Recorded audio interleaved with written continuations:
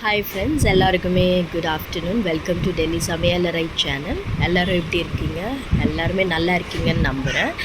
இது பார்த்திங்கன்னா ஃப்ரெண்ட்ஸ், இந்த வீடியோ நான் ஃப்ரைடே நைட்டு செய்த டின்னருக்கான வீடியோ வாய்ஸ் ரெக்கார்டிங் நான் வெட்னஸ்டே ஆஃப்டர்நூன் இன்றைக்கி தான் தரேன். ஏன்னு பார்த்தீங்கன்னா, இந்த நடுவில் ரொம்பவே அதிகமாக வேலை இருந்துச்சு. எனக்கு ரெக்கார்டிங் பண்ணுறேன், சரி சாப்பாடு ரெக்கார்டிங் பண்ணுறேனே தவிர என்னால் வாய்ஸ் கொடுக்க முடியலை. பார்த்திங்கன்னா நிறைய வேலை இருந்ததுனால, வேலைன்னு பார்த்திங்கன்னா பெரிய பையனுக்கு PT1 ஸ்டார்ட் ஆயிடுச்சு. ஸோ அதுக்கு அவனுக்கு கொஷின் பேப்பர்ஸ் எல்லாம் ப்ரிப்பேர் பண்ணுறது, அதாவது வீட்டிலே நம்ம படிக்க வைப்போம் இல்லையா. ஸோ நான் ப்ராப்பராக கொஷின் பேப்பர் மாதிரி ப்ரிப்பேர் பண்ணி அவனுக்கு ரீடெல்லாம் பண்ண வச்சதுக்கப்புறம் அவனுக்கு அதை டெஸ்ட் மாதிரி கொடுப்பேன். ஸோ அது கொஞ்சம் அதில் பிஸி ஆகிட்டேன். ப்ளஸ் சின்ன பையனை கவனிக்கணும் அண்ட் வீடியோ பார்க்கணும். ஸோ இது எல்லாமே ரொம்ப அதிகமாக இருந்ததுனால வாய்ஸ் ரெக்கார்ட் பண்ணுறதுக்கு எனக்கு கொஞ்சம் டைம் ஆயிடுச்சு. அண்ட் இன்னொரு ரிக்வெஸ்ட் உங்கள் எல்லாருக்கிட்டையும் என்னென்னா, ஃப்ரெண்ட்ஸ், நீங்கள் எல்லாருமே என் வீடியோஸ் பார்க்குறீங்க. எனக்கு ரொம்பவே சந்தோஷமாக இருக்குது இந்த அளவுக்கு என் வீடியோ ரீச் ஆகுதுன்னு. அண்ட் இன்னும் மேலும் மேலும் நான் என்னுடைய வீடியோஸ் ரீச் ஆகணும் அண்ட் இன்னும் நல்ல அச்சீவ் பண்ணணும்னு ஒரு ஐடியாவில் இருக்கேன், ஒரு பிளானில் இருக்கேன். அண்ட் அதுக்கான சப்போர்ட் உங்களால் மட்டும்தான் பண்ண முடியும். அண்ட் அதுக்காக நீங்கள் எல்லாருமே எனக்கு என் வீடியோஸை லைக் பண்ணி ஷேர் பண்ணி அண்ட் எனக்கு சப்போர்ட் பண்ணுறதுக்கு சப்ஸ்கிரைப் பண்ணிங்கன்னா கண்டிப்பாகவே அது பாசிபிள். அண்ட் நீங்கள் பார்த்தீங்கன்னா ஃப்ரெண்ட்ஸ், நீங்கள் நல்லா என் வீடியோஸ் பார்க்குறீங்க, உங்களுக்கு பிடிச்சிருந்தால் கண்டிப்பாக லைக் பண்ணுங்கள்.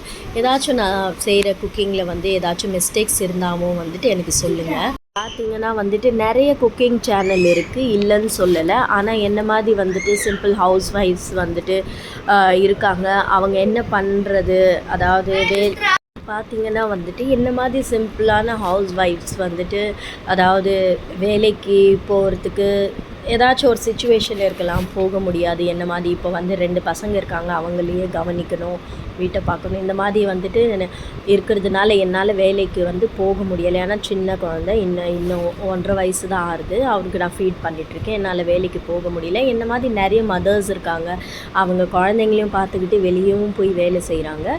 ஸோ சில பேருக்கு எல்லாமே செட் ஆகாது. அந்த மாதிரி இப்போதைக்கு எனக்கு செட் ஆகலை. எனிவேஸ் நான் வேலை தேடிட்டு தான் இருக்கேன். எப்போ எனக்கு வேலை கிடைக்குதோ so I'll definitely try to manage. வேலையும் சரி, வீட்டையும் சரி, குழந்தைங்களையும் சரி, எல்லாத்தையும் மேனேஜ் பண்ண கண்டிப்பாக ட்ரை பண்ணுவேன். அண்ட் இதே போல் நிறைய இப்போ இருக்காங்க, நிறைய பேர் நினைக்கிறாங்க வேலைக்கு போகணும், ஆனால் முடியலை. ஸோ என்னுடைய சுச்சுவேஷனும் இப்போ அப்படி தான் இருக்குது.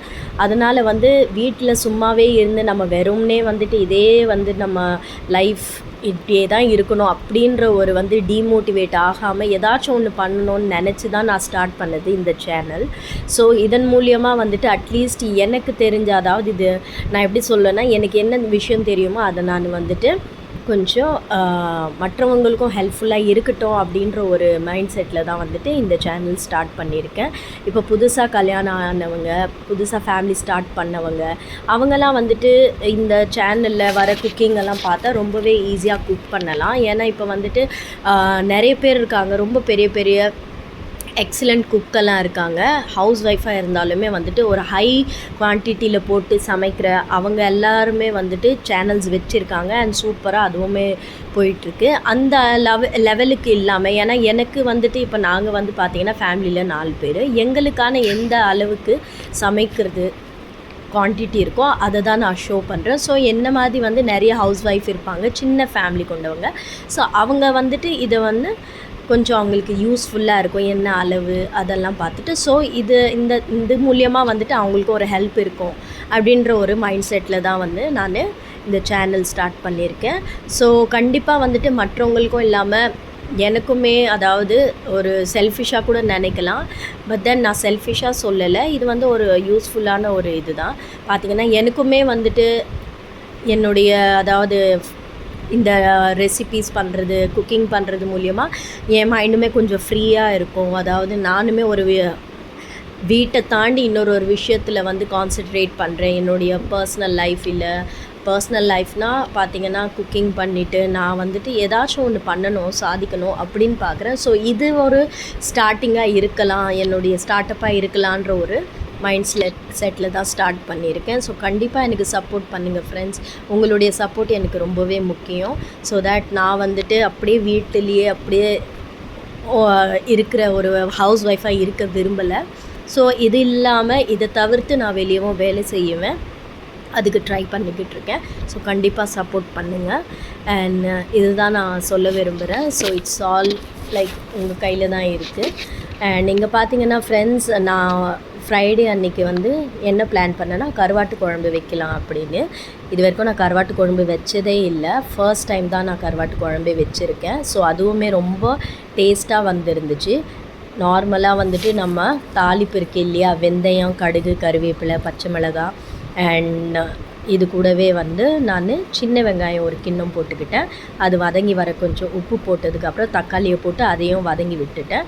வதங்கி விட்டதுக்கப்புறம் நார்மல் மசாலா, நம்ம பேசிக் மசாலா ஆட் பண்ணிக்கிட்டேன். மஞ்சள்தூள், மிளகாய்த்தூள், காஷ்மீரி மிளகாய்த்தூள், கொஞ்சமாக சீரகப்பொடி, குழம்பு மிளகாய்த்தூள், அதுக்கப்புறமா வந்துட்டு தனியாத்தூள், இதெல்லாம் போட்டு நல்லா வதங்கி வந்ததுக்கப்புறம் குழம்பு பார்த்தீங்கன்னா எந்த கன்சிஸ்டன்சியில் இருக்குதுன்னு பார்ப்பீங்க. நல்லா அதை எண்ணெய் தேங்கி மேலே வந்ததுக்கப்புறம் அது ட்ரை மசாலா போட்டதுமே கொஞ்சமாக தண்ணியும் விடுங்க. தண்ணி விட்டு அது கொஞ்ச நேரம் வதங்கி நல்லா எண்ணெய் மேலே தேங்கி வந்த உடனே நீங்கள் என்ன பண்ணுறீங்கன்னா வந்து அதில் கட் பண்ணி வச்ச முருங்கைக்காயை ஆட் பண்ணிக்கோங்க. முருங்கைக்காயை ஆட் பண்ணிவிட்டு அதை ஒரு 5-10 மினிட்ஸ் குக் ஆகட்டும். அதுக்கப்புறம் நான் கருணைக்கிழங்கு வந்துட்டு குக்கரில் போட்டு ஒரே ஒரு விசில் வச்சுக்கிட்டேன். அதையுமே டைஸ் கட் பண்ணி வச்சுருக்கேன். அது மேலே இருக்க கொஞ்சம் கருப்பாக மார்க் இருந்துச்சு, அதெல்லாம் ரிமூவ் பண்ணிவிட்டு க்ளீனாக நீட்டாக அதை டைஸ் பண்ணி எடுத்துகிட்டு அதையுமே ஆட் பண்ணி ஜஸ்ட் ஒரு 2 மினிட்ஸ் அது குக்காக வச்சுக்கிட்டேன். இது ஒரு 2 மினிட்ஸ் கழித்து நான் வந்து வாழை கருவாடு தான் வந்து இதில் யூஸ் பண்ணியிருக்கேன். ஸோ அந்த வாழை கருவாடை வந்து நான் ஸ்கொயர் ஷேப்பில் கட் பண்ணிவிட்டு அதையுமே வந்து நல்லா நீட்டாக வாஷ் பண்ணி அதை இதோடையும் ஆட் பண்ணிக்கிட்டேன். அண்ட் இந்த கப்பு, அதாவது நான் இப்போ காட்டுற பாருங்கள், இந்த கப்பில் தான் நான் வந்து ஒரே ஒரு கப்பு தண்ணி விட்டுருந்தேன்.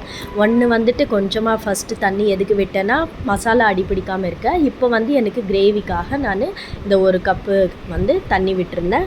அண்ட் உப்பு கம்மியாக இருந்ததுனால ஒரு ஸ்பூன் உப்புமே ஆட் பண்ணிவிட்டு நல்லா எல்லாத்தையும் கிளறி விட்டு இங்கே பார்த்தீங்கன்னா சைடில் ரைஸுமே ரெடி ஆகிட்டுருக்கு. அண்ட் இந்த ரைஸ் நான் யூஸ்வலி என்ன பண்ணுவேன்னா சாப்பாடை வெடித்து தான் எடுப்பேன். ஆனால் நான் இங்கே கான்சென்ட்ரேட் பண்ணுறதுனால அங்கே சாப்பாடு வந்துட்டு எனக்கு அதாவது தண்ணியெல்லாம் வந்து ட்ரை ஆயிடுச்சு. ஸோ தம்மிலே போட்டுடலான்னு ரைஸை தம்மில் போட்டுட்டேன். இங்கே பார்த்தீங்கன்னா எப்படி அழகாக எண்ணெய் தேங்கி மேலே வந்திருக்கு பாருங்கள். இந்த ஒரு கருவாட்டு குழம்பு நான் வந்து ரொம்பவே ஸ்லோவாக பண்ணேன், ஹை ஃப்ளேமில் வச்சு எதுவுமே பண்ணலை. நல்லா ஏன்னா நிறைய வீடியோஸ் பார்த்துருந்தேன், வத்த குழம்பெல்லாம் வைக்கிறாங்க நிறைய, அதெல்லாம் வந்து அழகாக ஸ்லோ ஃப்ளேமில் வச்சு குக் பண்ணுறாங்க. அவ்வளோ அழகாக திக்காக வந்திருக்கு. அதுவுமே நான் கண்டிப்பாக ட்ரை பண்ணி நான் வந்து வீடியோ அப்லோட் பண்ணுறேன் ஃப்ரெண்ட்ஸ். இங்கே பார்த்தீங்கன்னா நான் கட் பண்ணி வச்சுருந்தேன் கருவாடுமே வந்து ஆட் பண்ணிவிட்டேன். இதை ஆட் பண்ணிவிட்டு 5 மினிட்ஸ்லேயே ரெடி ஆகிடுச்சு பார்த்துக்கோங்க. சாப்பிட்டு பார்த்தா ரொம்பவே டேஸ்ட்டாக இருந்துச்சு. நான் ரைஸ் கூட தான் சூடாக ஊற்றி சாப்பிட்டேன். இதுதான் ஃபைனலாக கருவாட்டு குழம்பு ரெடியாக இருந்துச்சு. அண்ட் என் வீட்டில் நான் என் ஹஸ்பண்ட் மட்டும் தான் சாப்பிட்டோம். குழந்தைங்களுக்கு வந்துட்டு தோசையோடு கொடுத்த ரைஸோடு தரலை. ஸோ கொத்தமல்லி தூவி விட்டு நான் வந்துட்டு மூடி போட்டு ஆஃப் பண்ணிட்டேன். ரொம்பவே யம்மியாக இருந்துச்சு. கண்டிப்பாக நீங்கள் ட்ரை பண்ணுங்கள். ஃபர்ஸ்ட் டைம் ட்ரை பண்ண போகிறீங்கன்னா கண்டிப்பாக இதை ட்ரை பண்ணுங்கள். ரொம்பவே யம்மியாக இருக்கும். தேங்க்யூ. Bye bye friends.